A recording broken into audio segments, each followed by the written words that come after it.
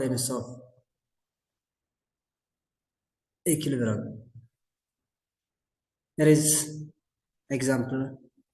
A ladder rests against a wall. A uniform ladder is length equals 5 meters long and the weight is 400 Newton. The ladder rests against slippery vertical wall as shown in the figure. The inclination angle between the ladder and the raw floor is beta equal 53. The question is to find the reaction force from the floor and from the wall on the ladder and to find the coefficient of static friction.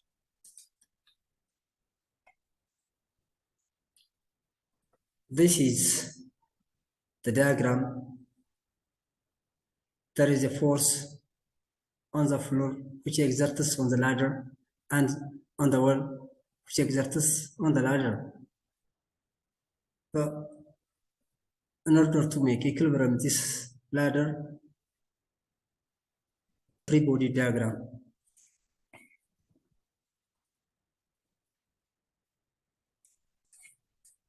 This is N2, which is exerted on the ladder due to the wall. This is N1. This force is exerted on the ladder due to the floor, and this is the weight of the ladder, which is acted at the geometrical center because of the ladder is uniform.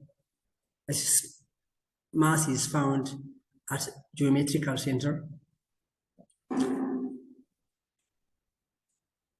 This is also a frictional force which prevents the ladder from slipping. These forces make the ladder equilibrium. Now, the summation of all the forces along the y-axis should be 0, which is Fy equals 0, and the force along the y-axis are N1 and the weight of the ladder are the forces along the y-axis, which is N1 is upward and the weight is downward. N1 minus mg equals 0, which equals N1 equal to mg.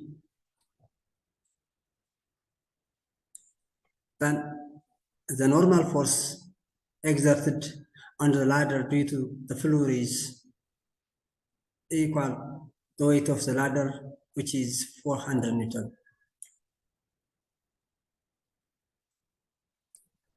And the summation of all the forces along the x-axis should be 0. The forces along the x-axis are the frictional force and N2 due to the wall. These two forces are acting on the ladder in the horizontal direction. Therefore, the frictional force minus N2 equals 0, which is frictional force is equal to normal 2. Normal 2 is the force exerted on the ladder due to the wall.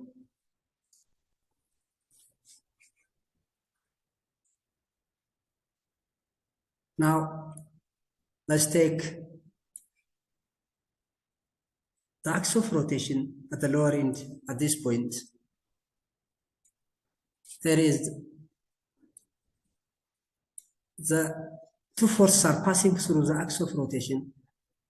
At this point, the normal force 1 and the frictional force passing through the axis of rotation. So the two forces not produce torque. From this axis, the anticlockwise torque equals N2.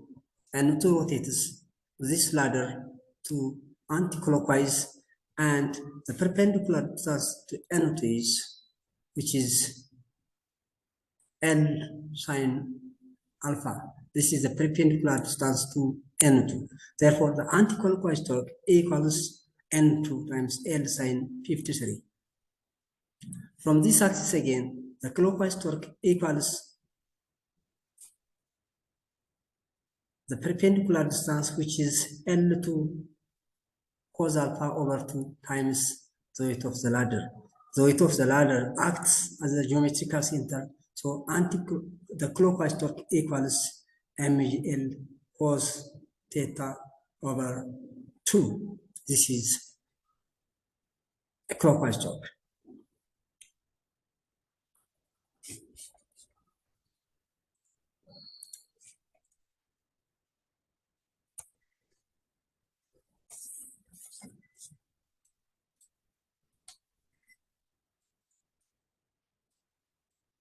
The summation of clockwise torque plus anti-clockwise torque equals 0. Then this is the anti-clockwise torque and this is the clockwise torque. Solving this equation gives the normal force 2 equals 150 Newton. Normal force 2 is a force that exerted on the ladder due to the wall. Remember that in the horizontal component, the normal force 2 equals the frictional force. So the frictional force is 150 Newton. Remember that the coefficient of friction times the normal force 1 equals a frictional force which is exerted on the floor. So the coefficient of friction equals the frictional force over the weight of the object or normal force 1 which equals this ratio.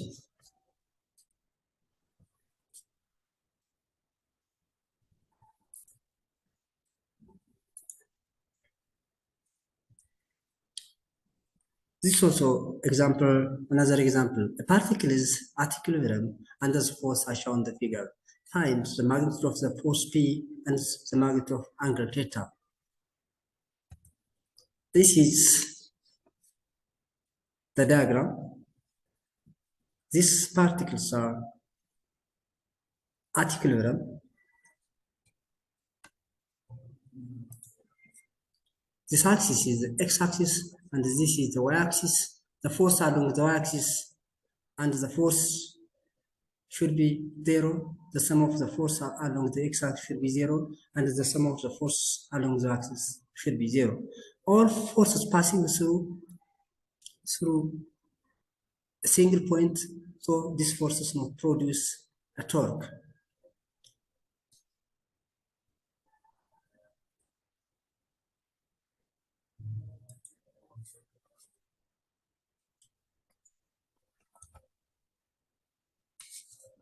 These are the free body diagram, resolving all the forces into x and y component. The y component of the forces are 2 Newton, p sine theta, and 4.35 Newton. These are the forces in the y-axis. The summation of all these forces should be 0. And the forces in the x-axis are the p cos theta and its Newton and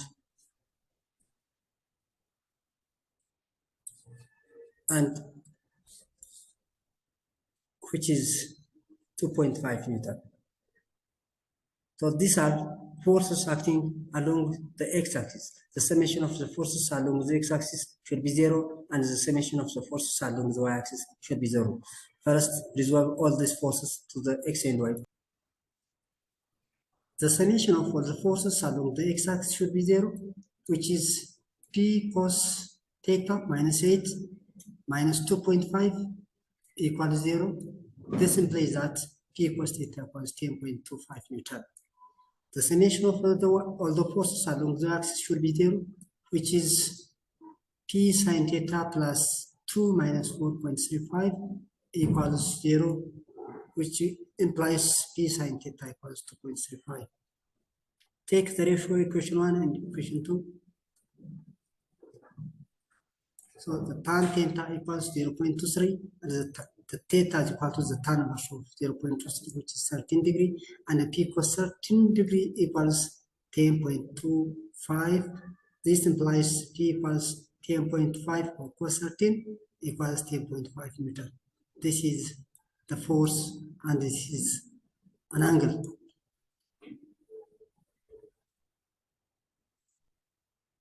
A rope attached to a 4-meter rod that can pivot at the base. The question is, calculate the tension in the cable between the rod and the wall, assuming the cable is holding the system in the position shown in the figure. B, the horizontal force, and C, the vertical force exerted on the base of the rod. Ignore the weight of the rod. This is the free body diagram. The weight of the rod is negligible, and the angle between the rod and the horizontal is 60 degree, and the weight of the shark is 10,000, and this is the wire which supports the shark. Now this is the free body diagram. Free body diagram resolving the tension T into X and Y components due to 20 degree. Due to 20 degree, the horizontal component of this tension is T equals 20, and the vertical component of this tension is T sine 20. Now again, resolving this tension due to angle 80, which is the sum of 60 and 20 degree equals 80 degree. So the vertical component, which is perpendicular to the rod, is T sine 80, and the tension along the rod is T equals 80. These are the component of the tensions due to 80 degree to perpendicular to the rod and along the rod. Now also, there are forces at the hinge at point P. These forces are always the horizontal force and the vertical force.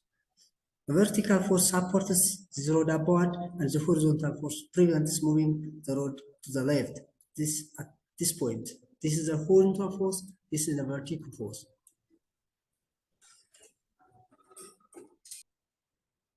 Now the summation of the force along the x-axis should be 0, which equals Fh minus T cos theta equals 0. This is the force to the left and the x-axis. This is the force. These are the force. This force is the tension force due to 20 degree to the left, and this force is to the right. The summation of the forces along the x-axis should be 0. These forces are Fh minus T cos 20 equals 0, Fh equals T cos 20. These forces are the forces along the x-axis. And the summation of all the forces along the y-axis should be 0, which is Fv, the vertical force, plus T sine 20, which is this force, and this force are upward force equals the weight of the shark, which is downward force, 10,000 Newton equals 0, and the clockwise torque equals anti-clockwise torque. The anti-clockwise torque is produced by this tension. This tension is perpendicular to the rod, and clockwise torque is produced by the weight of the shark, which is the clockwise torque is minus 10,000 Newton times L equals 60, which is the perpendicular distance from this 10,000 Newton to the ladder, the x component of the length of the ladder perpendicular to 10,000 Newton force, which is 10,000 Newton times L equals 60 plus L times T sine 80 produce anti-clockwise torque.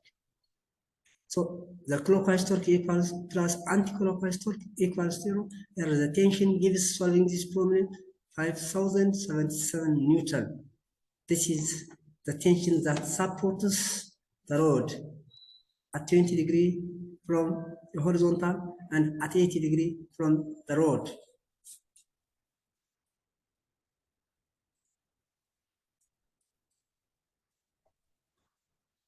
Solving FH and FV, the vertical component of the force,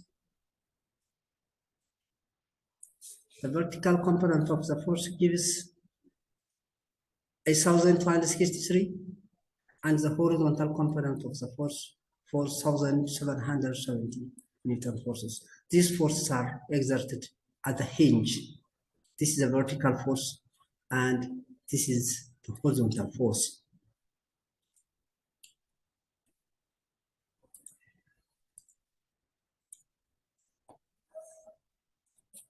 Question number 6. One end of a uniform 4-meter long rod weights FG supported by a cable at an angle of 37 with the rod. The other end rests against the wall where it is held by the frictional as shown in the figure. The coefficient of static friction between the wall and the rod is 0.5. Determines the minimum distance x from the point A at which an additional object also with the same weight Fg can be hung without causing the rod to slip at point A.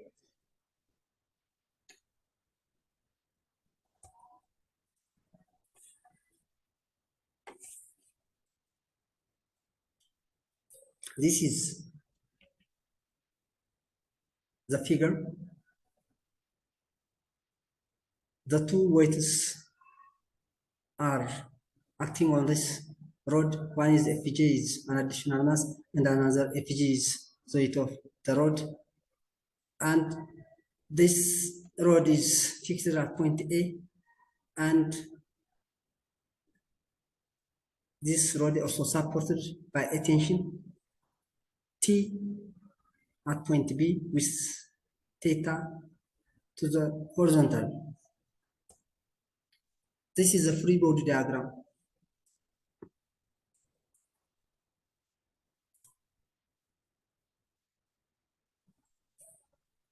The free body diagram. There is always the horizontal and the vertical component of the force. There are always the horizontal and the vertical component of the force at the hinge at point A. This force is a frictional force that prevents the rod from slipping, and there is a normal force due to the wall, which is N, and this is an additional mass, which is mg. The weight of this mass is at distance of x. And the center of the mass of the rod is found as a geometrical center because of the rod is uniform, which is 2 meters from point A. The total length of the rod is 4 meters. The geometrical center is at 2 meters. So at 2 meters acts the weight of the rod because of the mass is uniform.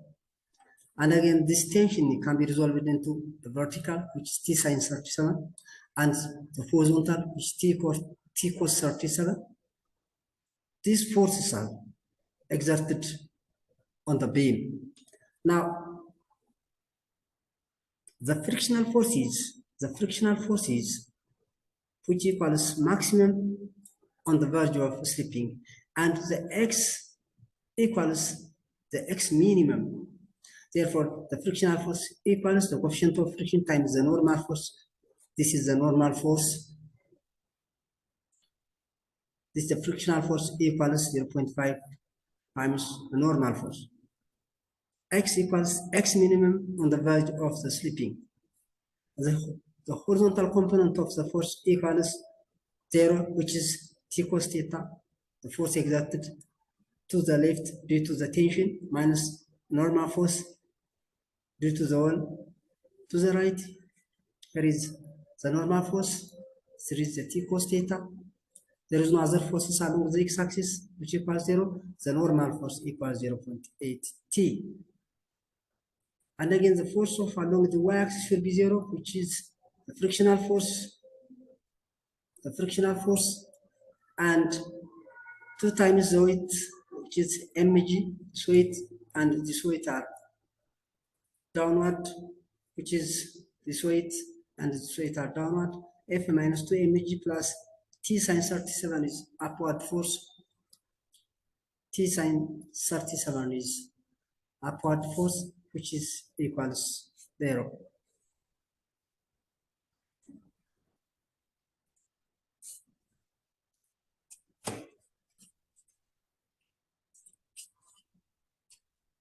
the frictional force is upward, which is, and 2 mg is the weight of the additional mass of the object and the weight of the rod, and T times 37 is the upward force. So the summation of all the forces along the y-axis should be 0, which is F is an upward force, 2 times mg is downward force, and T sine 37 is upward force. So the summation of all these forces should be 0. That's equation 2. And the clockwise torque plus anti-clockwise torque equals 0. The clockwise torque is produced by T37, which is T37 times 4 meter. Because of the axis of rotation is at this point, the T37 is, which is at the other end of the rod, which is T37 times the perpendicular distance is 4 meter. T37 times 4 meter minus mh. Mh is the additional mass times the perpendicular distance is x times mg minus 2m times mg equals 0.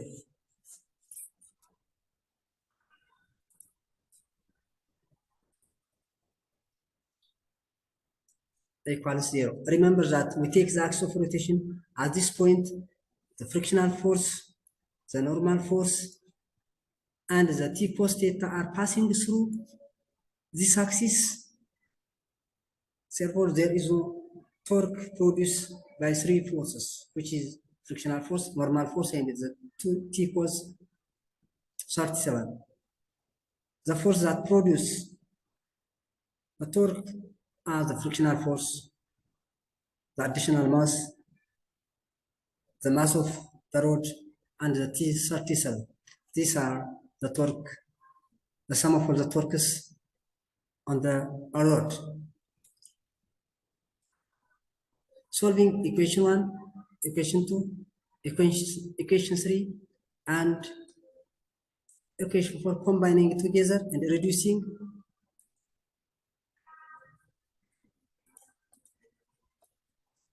gives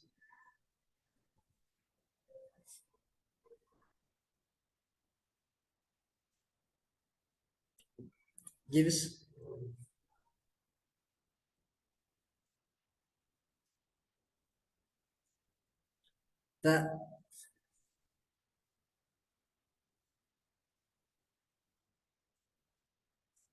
after solving all these equations, the minimum distance equals 2.8 meter. The minimum distance equals 2.8 meter.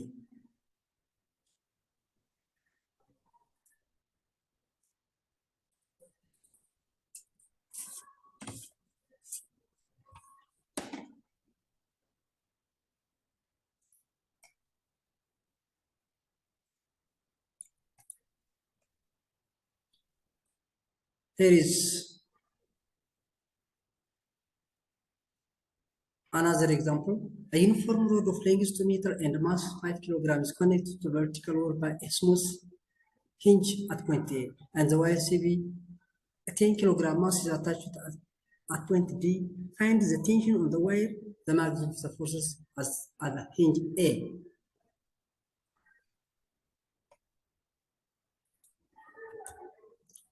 This is the diagram. The hinge is at point A. The wire supports the wire BC supports the beam,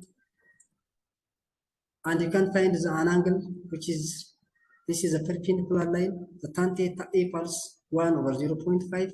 You can find the angle, and the mass is suspended at point B, and the weight of this beam is found at geometrical center.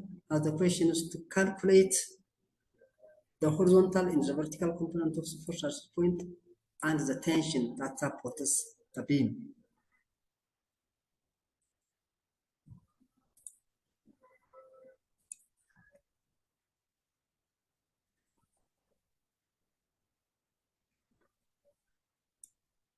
Remember that there is a vertical force at the hinge and the horizontal force also at the hinge, and the tension can be resolved into y and x component. The weight of object suspended at point D is 100 Newton, and the weight of the beam is 50 Newton as geometrical center, and the distance perpendicular to the beam equals 1 meter times cos 26, and the distance perpendicular to the mass equals 2 meter times cos 26 degree. This is the distance which is perpendicular to 100 Newton. There is no torque produced by FV and FH.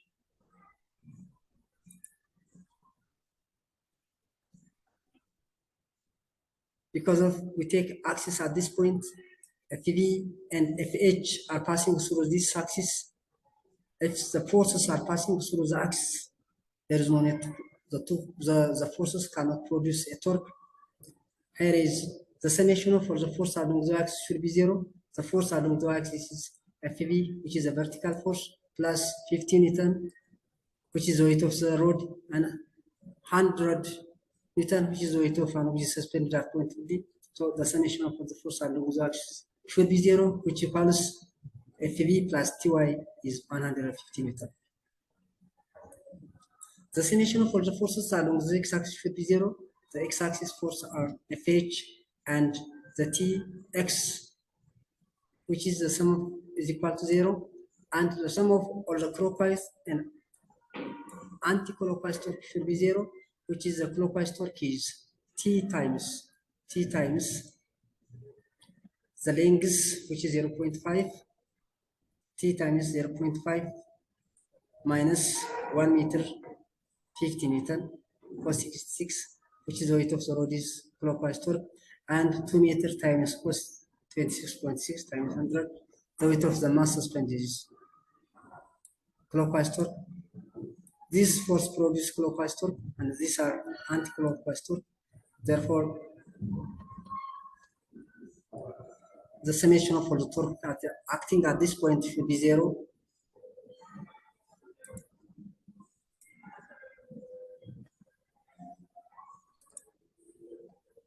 Solving this gives the vertical force Vf equals 10 Newton to the negative axis, the horizontal force 140 Newton to the positive x-axis, and the tension equals 268.5. These are the forces. Thank you for watching.